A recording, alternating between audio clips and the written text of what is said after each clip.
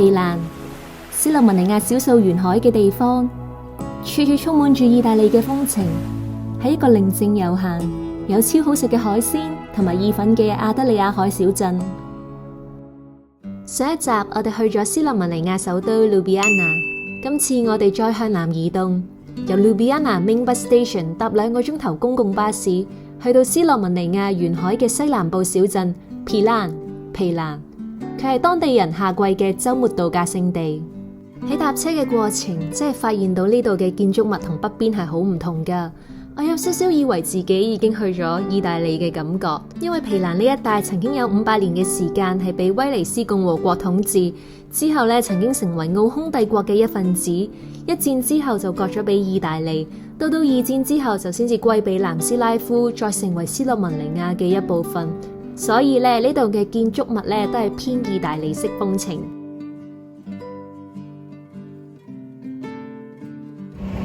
見唔見到我身嘅背後係一個大海呢？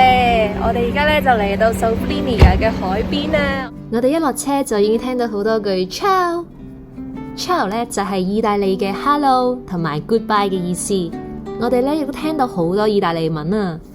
因為呢一區除咗講斯洛文尼亞文之外，意大利文呢都係官方嘅語言嚟㗎。可想而知，皮蘭呢一度呢係幾受意大利文化影響。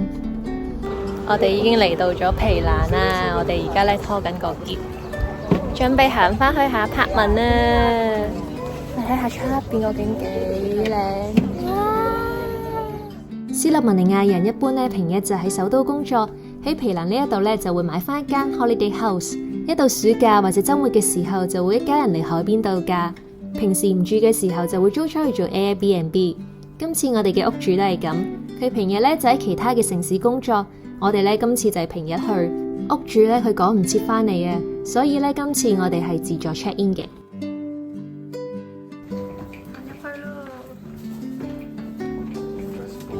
如果大家屋企想以白色為主，但係又怕好沉悶喎，或者呢一間屋可以俾到你少少靈感，究竟白色為主嘅屋可以有啲咩變化嘅呢？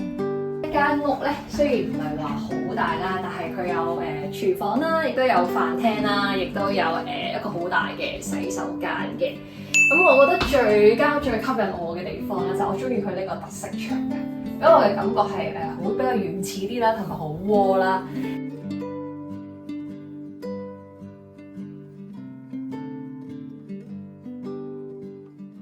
咁而家就睇下我哋瞓嘅嗰張床啦。張床咧就你會見到佢本身係白色啦，同埋灰色為主嘅。咁你見到佢會有少少布藝係一啲藍綠色嘅元素啦，咁就好似嗰啲 accent colour 咁樣有啲對比色，咁就令個 colour combination 咧就更加豐富啦，同埋有趣嘅。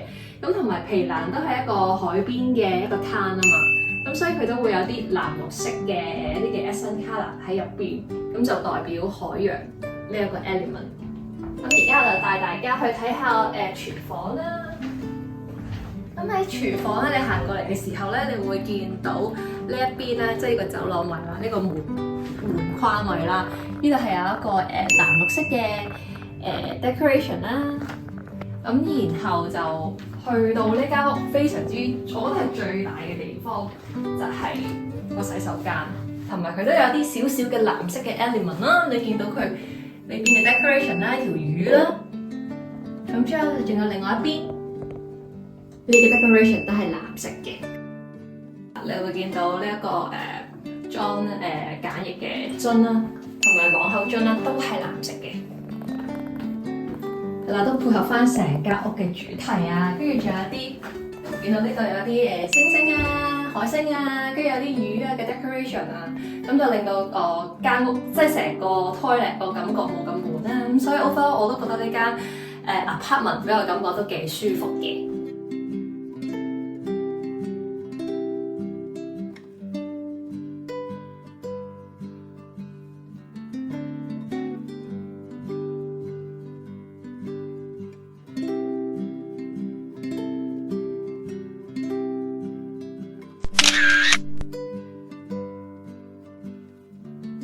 我哋啱啱放低咗行李啦，我哋咧而家準備咧去搵當地嘅餐廳食晏晝。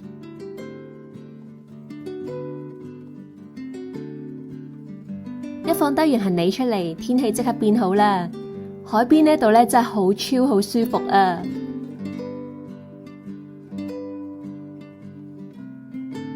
想講呢一位曬日光浴嘅先生呢真係好識嘆啊！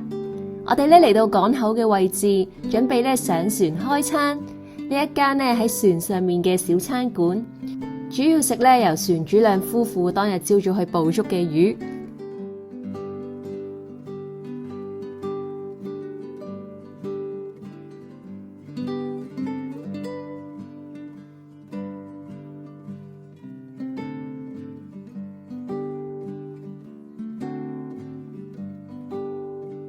我哋點咗番茄蜆肉意粉，入面嘅蜆係船家佢哋即日新鮮捕獲嘅。我哋亦都點咗一條新鮮捕獲嘅海鱸魚。呢一條海鱸魚咧真係好大條啊！我哋兩個咧差啲食唔晒。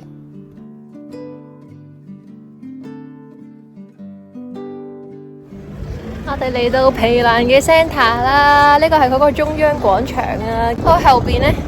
嗰個鐘樓咧，而家維修緊。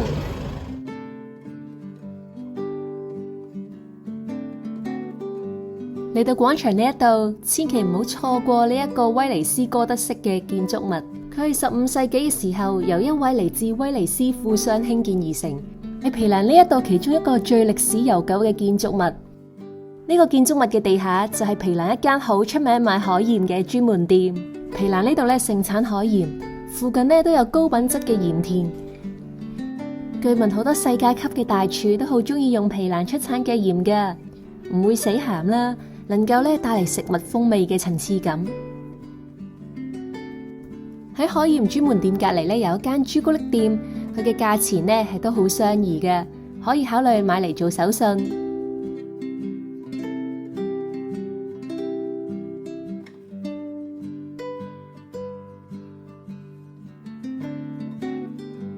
仲有好幾間小型嘅土產店隱藏於小巷入邊，要細心少少先至揾到。呢一間小店專賣伊斯特利亞地區嘅特產。伊斯特利亞地區包括咗皮蘭呢一度啦，連同克羅地亞同埋意大利嘅一啲小城市。呢一帶嘅土地非常之肥沃，盛產松露、橄欖油同埋酒。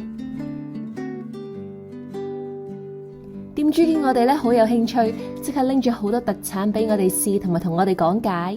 You put a big brown. Yeah, like the expensive one, but with white truffle and a bit of each olive type inside. And this is with organic lemons pressed together with olives. Lemon. They just take no aromas. They take lemons, whole ones, olives, and press them together. What stays, it's olive oil and. 我哋咧就買咗呢一樽白松露醬。我想講呢一樽白松露醬真係超好食啊！用嚟搽麵包真係一流啊！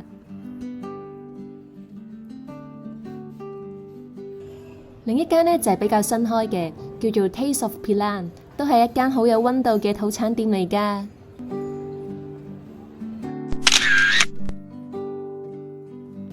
買完手信之後，我哋上山欣賞靚景，唔知呢一班後生仔係咪準備玩水上活動呢？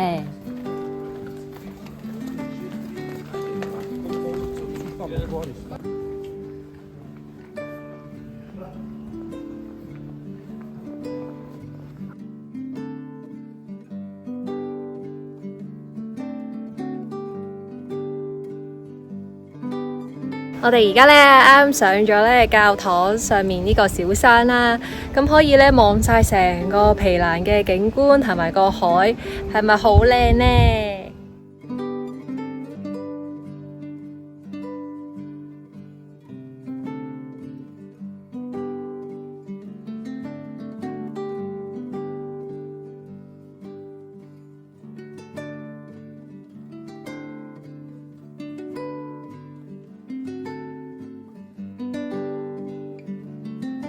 山上面嘅另一邊就係望住意大利嘅方向，係一個非常廣闊嘅大海啊！我哋咧而家咧就喺教堂出邊啦，喺外圍咧係可以望到，哇，一個無敵大海景。喺我身後邊咧，你會見到呢度好似有個島啦。其實對面咧就係威尼斯啦。我哋喺山上面仍然好清楚見到水底，仲見到一班玩直立板嘅年輕人。誒，佢哋係咪我哋啱上山遇到嗰一班後生仔呢？皮蘭呢一度有2間我非常推介嘅餐廳，第一間係呢一間手工意粉店，佢店鋪隔籬就有一個意粉工場。唔好以為手工意粉會好貴啊，其實一碟平均都係100蚊港紙左右，仲要唔使加一，比我哋平時食到嘅 Pizza 仲要平。等上菜嘅期間，欣賞住呢度嘅鄉村風裝修。餐廳成個氛圍都係好舒服。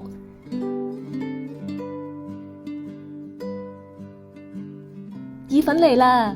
第一道係 Esteria 呢一區嘅名菜，伊斯特利亞式薯仔丸子。食咗第一口就忍唔住食第二口啦，真係好煙韌，非常之完美啊！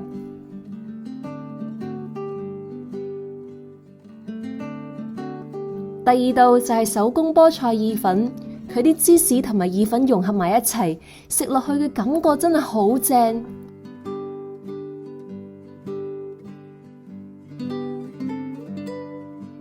所以千祈唔好錯過呢一間手工意粉店，呢度嘅意粉比我哋幾日之後喺威尼斯地區食到嘅更加出色同埋性價比高。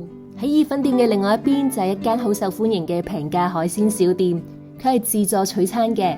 我好中意咧佢嘅小細節，例如我哋手上嘅取餐牌係一隻寫上號碼嘅貝殼，當我哋見到店員掛上印有同一個號碼嘅魚形牌仔，就代表可以拎嘢食啦。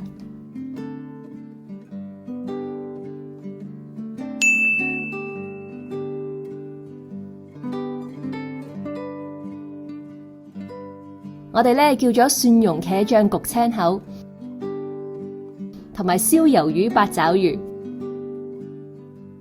，13歐一碟，算係好抵食噶啦。好啦，我哋啱食完晚餐啦，我哋而家咧就準備去睇黃昏啦，睇夕陽啦。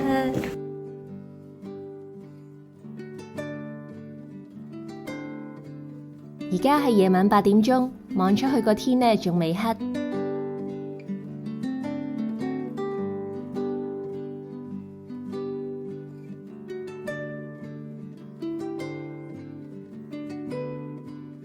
8點半左右，夕陽終於出嚟啦。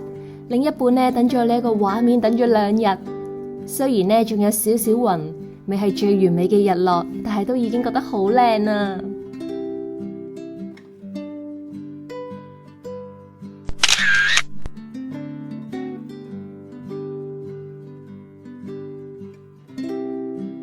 皮蘭呢一度，甚至乎成個斯洛文尼亞都未必係熱門嘅歐遊地點。